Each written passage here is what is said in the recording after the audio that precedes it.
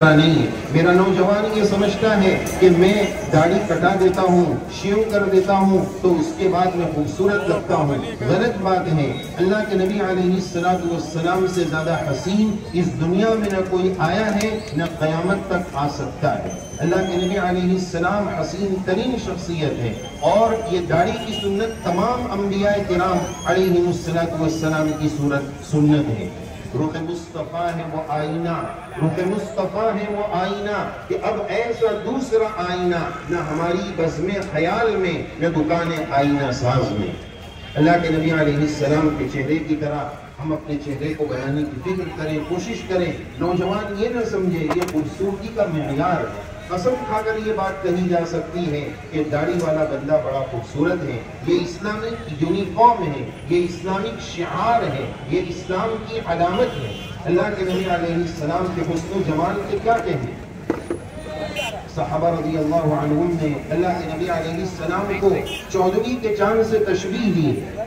صحابہ نے آپ علیہ السلام کو سورج سے تشبیہ دی ہے۔ علماء کی خدمت میں نکتے کی بات عرض کرتا چلوں کہ اللہ تبارک و تعالیٰ نے آپ صلی اللہ علیہ وسلم کے حسن و جمال کے لیے چاند اور سورج سے ہٹ کر ایک تیسری بات فرمائی ہے، سراجا منیرا، روشن چراغ۔ سوال یہ ہے کہ چاند اور سورج خوبصورتی میں زیادہ مشہور ہے، اللہ تعالیٰ نے روشن چراغ کیوں فرمایا ہے؟ اس کا جواب سمجھیے اور ذرا توجہ سے سمجھیے۔ اس کا پہلا جواب یہ ہے کہ روشن چراغ اس نے فرمایا کہ سورج نکلتا ہے مغرب کے وقت، وہ غروب ہو جاتا ہے، چلا جاتا ہے۔ چاند ایک وقت آتا ہے پھر وہ چلا جاتا ہے، روپوش ہو جاتا ہے۔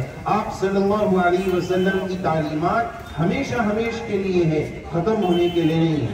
دوسرا جواب یہ ہے کہ آپ ایک سورج سے دوسرا سورج روشن نہیں کر سکتے ہیں، ایک چاند سے دوسرا چاند روشن نہیں کیا جا سکتا ہے، لیکن ایک چراغ سے دوسرا، دوسرے سے تیسرا، ہزاروں چراغ ایک چراغ سے لامتناہی اور انلیمیٹڈ چراغ جلائے جا سکتے ہیں۔ نبی کریم علیہ السلام کا چراغ مصطفی وہ انٹرنیشنل چراغ ہے کہ آپ کی ذات اقدس سے کم و بیش 1.5 لاکھ صحابہ کے چراغ جلے، صحابہ سے تابعین کے چراغ جلے، تابعین سے تبع تابعین کے چراغ جلے، اور انشاءاللہ قیامت کی صبح تک علماء حق اور دعات اسلام کے یہ چراغ جلتے ہی چلے جائیں گے، وَلَوْ كَرِهَ الْكَافِرُونَ۔ اور تیسرا جواب یہ ہے کہ روشن چراغ اللہ کے نبی علیہ السلام کے لیے اللہ تعالیٰ نے اس لیے فرمایا، اس میں ایک اشارہ ہے کہ دیکھو سورج کی روشنی سے فائدہ اٹھانے کے لیے آپ اپنے گھر کے جس کمرے میں بھی اجالا آ رہا ہے اس روشنی سے فائدہ اٹھا سکتے ہیں۔ چاند کا بھی یہی حال ہے، یہاں بیٹھیں گے چاند اگر ہے تو اس کی روشنی سے فائدہ اٹھا سکتے ہیں، لیکن چراغ جو ہوتا ہے نا، آپ اس چراغ کو جس روم میں جس کمرے میں لے کر جائیں گے وہ کمرہ روشن ہوگا، اس میں اجالا آئے گا، دوسرے کمرے میں اجالا نہیں آئے گا۔ اشارہ ہے اس بات کی طرف کہ جو مسلمان اپنی زندگی میں چراغ مصطفی اللہ کے نبی علیہ السلام کی تعلیمات کا یہ چراغ زندگی کی جس فیلڈ میں، زندگی کے جس شعبے میں جہاں لے کر جائے گا وہاں اس کو روشنی ملے گی۔ اب تعلیمات چھوڑ کر جائے گا تو پھر اس کی زندگی میں روشنی، پھر وہ کسی کے لیے بھی وہ روشنی کام نہیں آئے گی۔ وہ روشنی جہاں اللہ کے نبی علیہ السلام کی روشنی ہوگی وہیں وہ منور ہوگا، کسی اور کی روشنی لینے کی کرے گا، کسی اور کو نبی ماننے کی کوشش کرے گا تو وہ روشن نہیں ہوگا۔ ہمارا تو کلمہ کیا ہے؟ لا الہ الا اللہ محمد الرسول اللہ صلی اللہ علیہ وسلم۔ دیکھیے لا الہ الا اللہ میں 12 حروف ہیں، محمد الرسول اللہ میں 12 حروف ہیں۔ کمال کی بات یہ ہے کہ لا الہ الا اللہ کے 12 حروف میں کوئی نقطہ نہیں ہے، محمد الرسول اللہ کے 12 حروف میں کوئی نقطہ نہیں ہے۔ اشارہ ہے اس بات کی طرف کہ اللہ کی ذات کے بعد وحدانیت، اللہ کی وحدانیت میں، اللہ کے ایک ہونے کے ساتھ، توحید میں اللہ کے ساتھ نقطے کے برابر بھی کسی کی شرکت گوارا نہیں ہے، ناقابل برداشت ہے۔ محمد الرسول اللہ کے 12 حروف میں کوئی نقطہ نہیں ہے۔ اشارہ ہے اس بات کی طرف کہ جناب محمد الرسول اللہ صلی اللہ علیہ وسلم خاتم النبیین ہیں.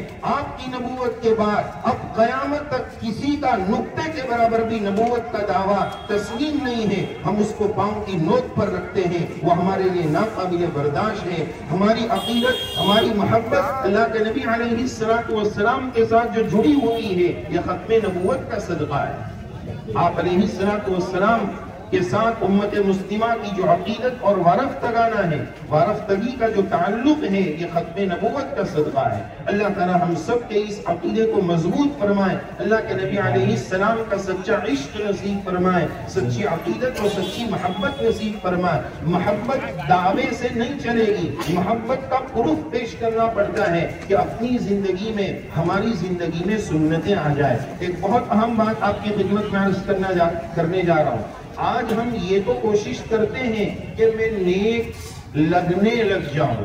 نیک لگنا الگ ہے اور نیک بن جانا الگ ہے. اللہ نے قرآن مجید میں ہمیں کیا دعا بتائی؟ یا اللہ ہمیں متقیوں کا وجعلنا للمتقین اماما، ہمیں متقین نیک لوگوں کا امام بنا دیجیے. میں تو نیک بن ہی نہیں رہا ہوں. آج ہم دھوکے کی زندگی گزار رہے ہیں اور دھوکہ دینا چاہ رہے ہیں. یہ جبہ قبہ، یہ امامے، یہ ہم مخلوق کو دھوکہ دے سکتے ہیں لیکن اللہ کو کوئی دھوکہ نہیں دے سکتا ہے. وہ ذات علیم بذات الصدور ہے. ضرورت ہے اس بات کی کہ ہم صرف نیک دکھنے کی کوشش نہ کریں، نیک بن جانے کی کوشش کریں. اور جس کا یہ جذبہ ہوگا نا کہ مجھے صحیح معنی میں نیک بننا ہے، اللہ اس کو بنائیں گے. کیوں بنائیں گے؟ اس لیے کہ وہ بندہ اخلاص والا ہے. اس میں اللہ سے اپنا تعلق جوڑنا ہے کہ مجھے صحیح معنی میں نیک بن جانا ہے، نیک دکھنے کا شو نہیں مارنا ہے. تو پھر اللہ اس بندے کو نیک بنا دیتے ہیں. اللہ ہم سب کو نیک بنا دے. دوسری بات جس کی طرف مجھے توجہ دلانی ہے کہ ابھی آئندہ جمعرات کو جو رات آ رہی ہے، ہم سب جانتے ہیں کہ بڑی رات ہے، شب برأت ہے. اس کے بارے میں مختصر 2-3 باتیں عرض کرنا چاہوں گا چونکہ آج بڑی حضرت کی تشریف آوری ہوگی. وہ بڑی رات کے بارے میں کچھ اہم باتیں اس لیے عرض کرنا ضروری ہے کہ اکثر وہ رات جب آتی ہے، اس رات میں ہم وہ باتیں سنتے ہیں. اس سے پہلے اگر وہ باتیں ہمارے دماغ میں آ جائے اور ریمائنڈ ہو جائے تو عمل کرنے میں اور زیادہ سہولت ہو جائے گی. مختصر یہ ہے کہ اللہ کے نبی علیہ السلام کے فرمان عالی شان کے مطابق کہ اس رات میں اللہ تعالیٰ قبیلہ بنو کلب، عرب کا بڑا قبیلہ ہے، اس قبیلے کی جتنی بکریاں ہیں، ان بکریوں کے بدنوں پر جتنے بال ہیں، اللہ تعالیٰ ان بالوں کی تعداد کے برابر ایمان والوں کی مغفرت فرماتے ہیں. اس لیے شب برأت اس رات کو آپ مغفرت کی رات کہہ لیجئے کہ اس رات میں اللہ تعالیٰ ہماری بخشش فرمانے والے ہیں، اللہ تعالیٰ اپنا کرم نازل فرمانے والے ہیں. تو یہ مغفرت کی رات ہے، اللہ سے مانگنا ہے اللہ ان مغفور بندوں میں ہمارا شمار فرمائے. لیکن حدیث پاک کی روشنی میں چند گناہ ایسے ملتے ہیں کہ جو مسلمان اس گناہ میں ہوگا اللہ تعالیٰ کی مغفرت کی بارش سے وہ محروم رہے گا. اس گناہ کو اللہ، اس گنہگار کو اس رات میں اللہ معاف نہیں کریں گے. چند گناہ جو حدیث پاک کی روشنی میں ملتے ہیں میں آپ کی خدمت میں عرض کرنا چاہوں گا.